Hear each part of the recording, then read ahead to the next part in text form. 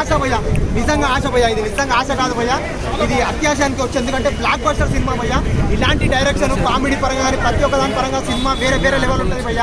ఇలాంటి సినిమాని బ్రదర్ మనం ఆదరించకపోతే వేస్ట్ భయ్య. తెలుగు ఇండస్ట్రీని కాపాడుకునే బాధ్యత ప్రతి యువకుడి మీద ఉంది భయ్య.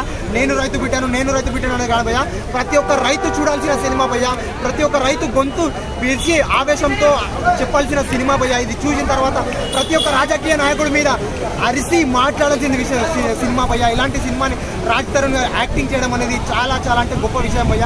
ఒక మంచి కాన్సెప్ట్తో ఒక మంచి కంటెంట్తో సినిమా తీయడం జరిగింది భయ్య.